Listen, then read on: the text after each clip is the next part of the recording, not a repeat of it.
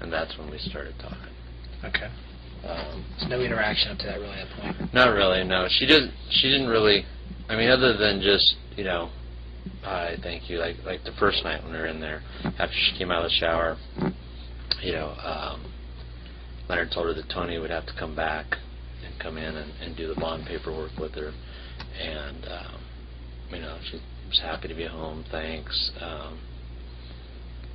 She'd made a comment to me about, because we did this thing to get in the garage, and then we took the media off guard, and so she was like, oh, that was pretty slick, and just talk. I mean, it was nothing at that point. What was her demeanor like?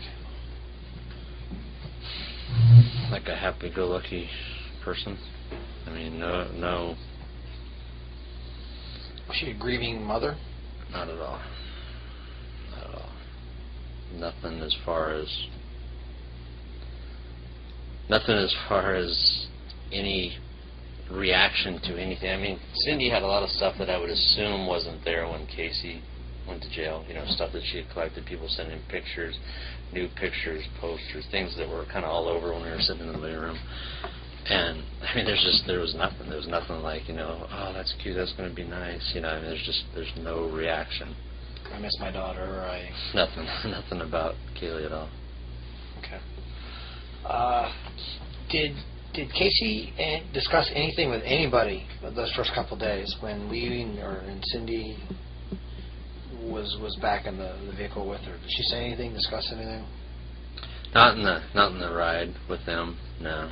Okay. I mean, normal talk like with Cindy and I I mean, we all had a little bit of interaction. Like I went the first day when Tony came back. I went in with Tony into the house so that he could do the bond paperwork. Tracy and Casey really hadn't bonded yet. They're just kind of, she's just kind of an unknown, so she's just sitting there quiet. Because Tracy and I talked all the time. We'd text and made sure, everything was okay.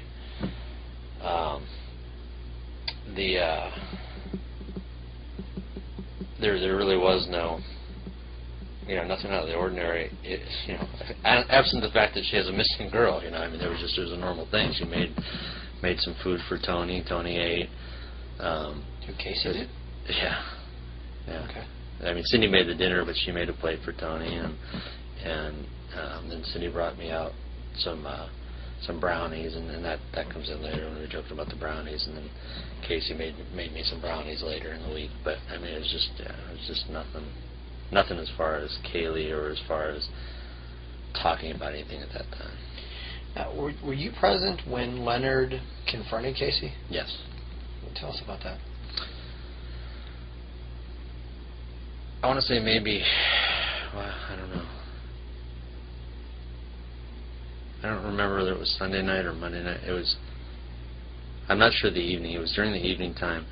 Tracy had sent me a message saying that Casey wanted to talk to Leonard, that she wanted to talk to him about the case.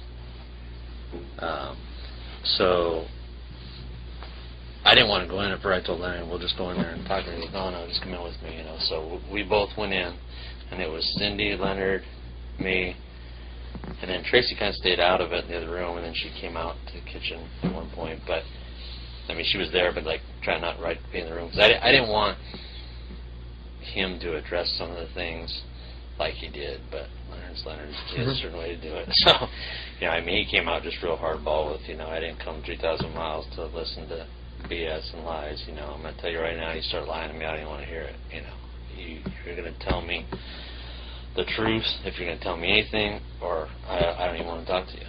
And she's just sitting there, and she's starting to get pissed. I mean, you can see that she's getting a little bit, she's starting to get a mood, and then he goes, like I said, I didn't want him to do this, but he starts laying it out. I mean, he's like, look, I know you want to get your daughter out of this house. You want to get her away from your mother. And she's sitting right there, and he's going, you want to take her away from your mother, and you can't say anything about it because, she can't know. And, and everybody's sitting right here. And that was it. She was just like, you have already made up your mind. I have nothing to say to you. Get out of my house. I mean, she had nothing to say. So I said, okay, that's the way. Oh, yeah, he added in there. He goes, I don't want to hear about this Zeta crap. I don't want. He just was laying out all the BS that he didn't want to hear, and she had nothing to say. We left. Did she ever make any comment about that night with you, about when she talked to Leonard? Only that she doesn't want to talk to anybody that has preconceived notions. She wants to tell her story, and you need to believe that. You need to look into her story because she's telling the truth. Okay. So at some point, there came a time when you mentioned that she did start talking to you in the vehicle to and from wherever it is you were going.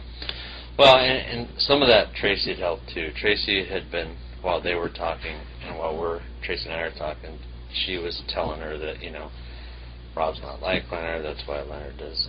Rob and Leonard don't get along, they go their separate ways, so you can feel more comfortable talking to him, he's going to listen.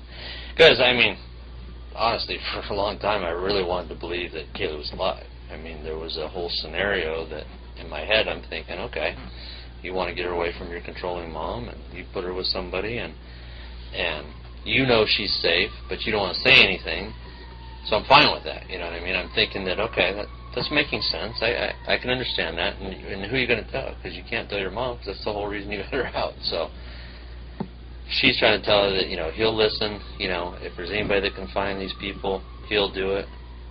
So that's when she started talking. She started saying, and I had brought up on that first ride, she said... on the first ride where you were talking? Or where we were talking, okay. Yeah. She says, have you been able to find Zenaida?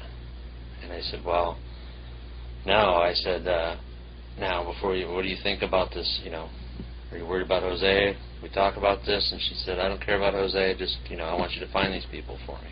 I said, okay, so, well, how am I going to find them? You need to tell me how I can find them. What can you tell me about Zenaida? That's when she started with the Blanchard Park story about the change, which I had already heard from Leonard and Cindy. The change to that she went to Blanchard Park, went to meet Zenaida and Samantha. Samantha's 2 kids. Kaylee's playing with the kids. She's talking to Zenaida. And then all of a sudden she sees Kaylee and the kids all getting in Samantha's car. And she says, well, wait a minute. Hey, what's going on? Why is Kaylee leaving? And Zenaida says, because we're taking her, holds her back, and you're going to say this for the next 30 days. Well, say what? Well, she gave me a piece of paper with all these things I was supposed to say. Well, where is that? Well, I don't have it.